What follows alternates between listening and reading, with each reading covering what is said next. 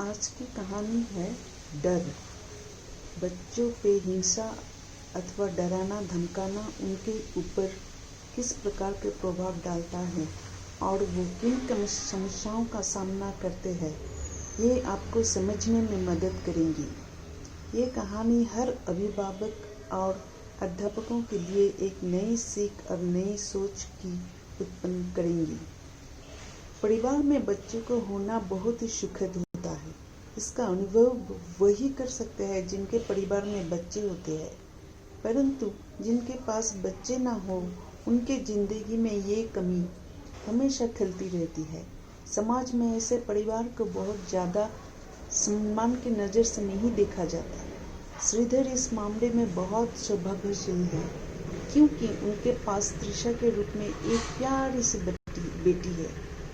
श्रीधर जब अपने बेटी को उसकी माँ यानी स्मृति के हाथों में देते हैं, तब एक बात बड़े ही इत्मीनान से बोलते हैं, स्मृति, हमारे घर में जो बेटी ने जन्म लिया है, ये हमारे भाग्य को खोलने के लिए ही लिया है। देखो ना, जैसे ही इसने जन्म लिया वैसे ही मेरे हाथ में प्राइवेट नौकरी का जॉइनिंग लेटर मिला है। कल तक मैं बेरोजगार था, पर आज मेरे पास रोजगार है। स्मृति हंसते हुए कहती है, आपने सच ही कहा है। अब हमारे दुख का समय समाप्त हो गया है। दोनों बड़े ही खुशी महसूस करते हैं और परमेश्वर को धन्यवाद देते हैं। श्रीधर काम में बहुत व्यस्त रहते हैं, जिसके कारण परिवार में ज़्यादा समय नहीं बिताते हैं। नौकरी के 8 साल बीत गया। घर में ज़रूरत का सारा सामान भरा हुआ है। स्मृति दिन भर घर का काम करके थक जाती है। एक दूसरे से ठीक से बात भी नहीं होती। त्रिशा आज जब स्कूल से घर आती है तो सीधे कमरे में जाती है और टीवी चालू कर देखने लगती है। स्मृति उसे टीवी देखते गुस्से से लाल हो जाती है और जोर से चिल्लाती है, त्रिशा, अपने ड्रेस चेंज करो, आते ही टीवी देखना चालू हो गया। त्रिशा डर कर टीवी बंद कर देती है और अपना कमरे में जाके कपड़ा जल्दी जल्दी बदलती है। स्मृति उसको हाथ धोने को कहती है और खाना टेबल पर लगा देती है। त्रिशा हाथ धोकर खाना खाने लगती है। स्मृति दोपहर के 2 बजे से 4 बजे तक त्रिशा को प्रतिदिन सुला देती है। त्रिशा गहरी नींद में है, तभी स्मृति त्रिशा को हिलाकर जगाती है, त्रिशा उठ जाओ, तुम्हारे टीचर सर आ गए। त्रिशा बिल्कुल डर जाती है और जल्दी से बिस्तर से उतरकर बाथरूम जाती है और अपना मुंह धोकर तौलियों से मुंह साफ करती है और अपना बैग लेकर अपने सर के सामने बैठ जाती है। तेज प्रताप जो त्रिशा के होम ट्यूशन देते हैं, त्रिशा को मैथ और इंग्लिश पढ़ाते हैं। तेज प्रताप, त्रिशा चलो कल का होमवर्क दिखाओ। त्रिशा डरते हुए कॉपी सर के हाथ में देते हैं। तेज प्रताप पन्नों को पलटते हुए बोलते हैं, त्रिशा, ये क्या है, तुमने होमवर्क नहीं किया? त्रिशा, सर मैं भूल गई। तेज प्रताप, भूल गई? कैसे भूल गई? जरूर तुम खेलकूद और टीवी देखने में अपना समय बर्बाद की होगी। त्रिशा, नहीं सर, मैं बिल्कुल टीवी नहीं देखी। तेज प्रताप, तुम्हें कितने बार समझाया है कि ज़्यादा टीवी मत देखो, ऐसे पढ़ेगी तो तुम्हारे भविष्य क्या होगा? गुस्से में तेज प्रताप सजाते हैं। तेज प्रताप, चलो 12 के टेबल सुनाओ। त्रिशा, याद नहीं है। तेज प्रताप गुस्से में भरकर, अपने हाथ आगे करो। त्रिशा कांपते हुए, सॉरी सर। तेज प्रताप, मुझे कुछ नहीं सुनना है, show me your hand. Trisha अपने हाथ आगे करती है। तेज प्रताप छड़ी से 5 बार हाथ पे मरते हैं। त्रिशा सिसकारी भरती है और अपने हाथ को सहलाती है। चेहरे पर डर बहुत गहरा हो जाता है। तेज प्रताप कॉपी पे होमवर्क और देते हुए और कहते हैं, कल मुझे कोई बहाना नहीं चाहिए। रात में त्रिशा टेबल याद करती है और अपने पापा को सुनने के लिए बोलती है, पापा, मैंने टेबल याद कर लिया, सुनाऊं? श्रीधर, बेटा, मैं थक गया हूँ, कल सुनाना। त्रिशा निराश हो जाती है और अपनी माँ से बोलती है, मम्मी, आपको टेबल सुनाऊं? स्मृति, नहीं, अभी सो जाओ, रात बहुत हो गई। त्रिशा सो जाती है। रात को 2 बज रहा है। त्रिशा सोए सोए बड़बड़ा रही है। 12 1 जा 12, 12 2 जा 24। स्मृति की अचानक नींद खुल जाती है। लाइट जलाकर त्रिशा को देखती है और त्रिशा को हिलाकर त्रिशा त्रिशा आवाज लगाती है। त्रिशा करवट लेकर गहरी नींद में सो जाती है। स्मृति उसके ऊपर हाथ रखकर सो जाती है। सुबह त्रिशा जैसे जगती है सबसे पहले पापा से बोलती है, पापा टेबल सुनाऊं? श्रीधर, बेटा अपने मम्मी को सुनाओ, अभी मुझे जल्दी जाना है। त्रिशा अपने माँ के पास जाकर बोलती है, मम्मी टेबल सुनाऊं? स्मृति, हाँ सुनाओ। त्रिशा टेबल बहुत अच्छे से सुनाती है। त्रिशा बहुत खुश है क्योंकि उसने अपना होमवर्क कंप्लीट कर लिया है और टेबल भी याद किया है। त्रिशा स्कूल बड़ी ही खुशी से जाती है। शाम को तेज प्रताप के सामने त्रिशा बैठी है।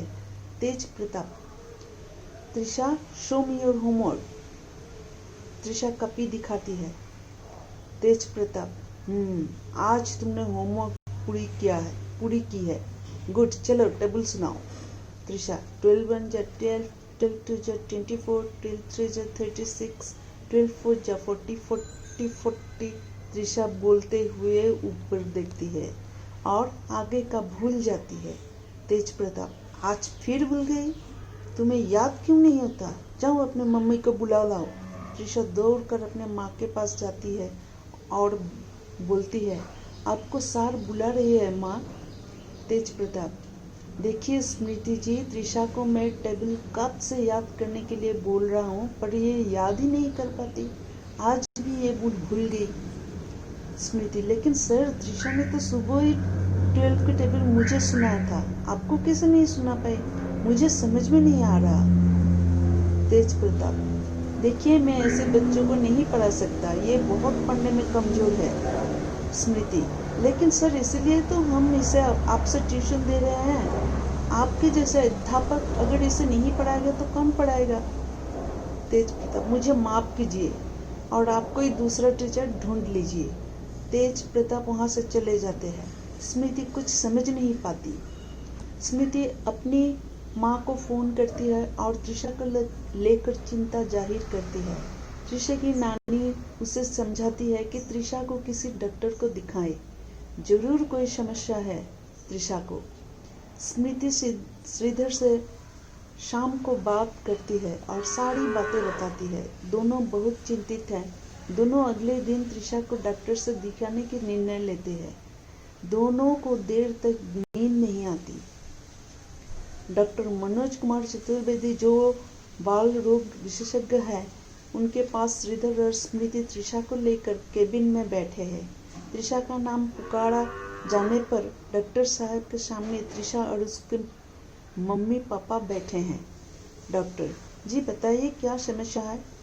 स्मृति जी सर, ये मेरी बेटी त्रिशा है। इसको जो भी टीचर के द्वारा याद करने को दिया जाता है ये याद करती है और जैसे ही टीचर को सुनाना होता है ये भूल जाती है। सर हम लोग समझ नहीं पा रहे हैं कि इसे हुआ क्या है। रात में बहुत ज़्यादा बड़बड़ाती है और सहमी सी रहती है। डॉक्टर त्रिशा बेटा आप बताओ, क्या आपके टीचर बहुत ज़्यादा मारते पीटते हैं, धमकाते हैं? त्रिशा जी अंकल।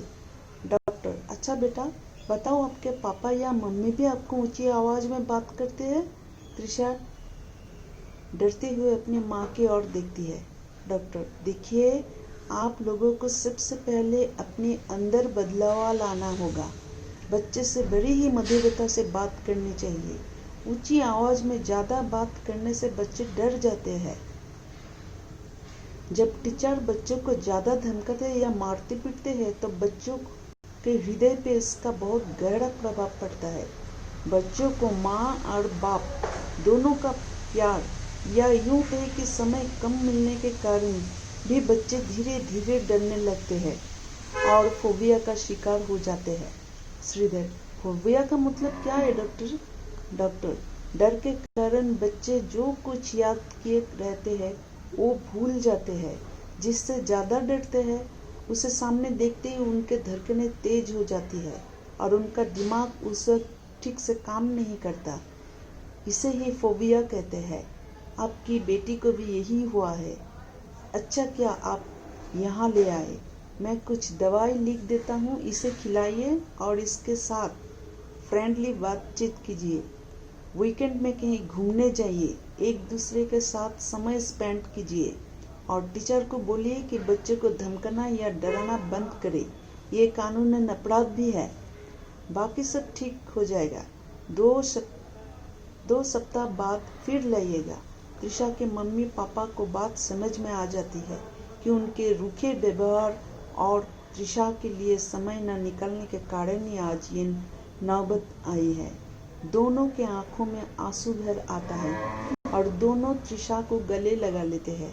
त्रिशा आज बहुत खुश है क्योंकि आज वो अपने मम्मी पापा के साथ वाटर पार्क में पिकनिक मनाने गई है।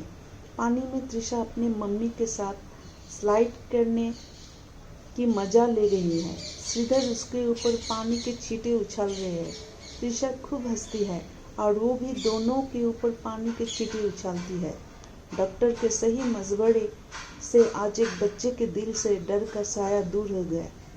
त्रिशा कक्षा में सबसे अधिक नंबर लेकर आई है।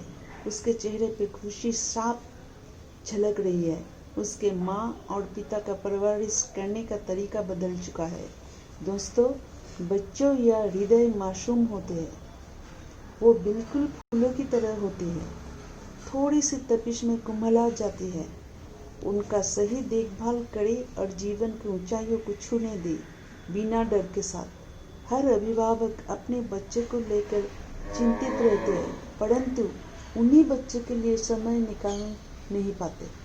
उनके परिश्रम इसी कारण व्यर्थ हो जाता है। इस कहानी से अगर आपको सीख मिली है तो अपने बच्चे के लिए समय निकालें, उनके साथ अच्छा व्यवहार करें, उनके प्यार का एहसास होने दें। Thank you. आपको अच्छा लगा मेरी स्टोरी तो मेरे साथ चैनल को सब्सक्राइब कीजिए। Thank you.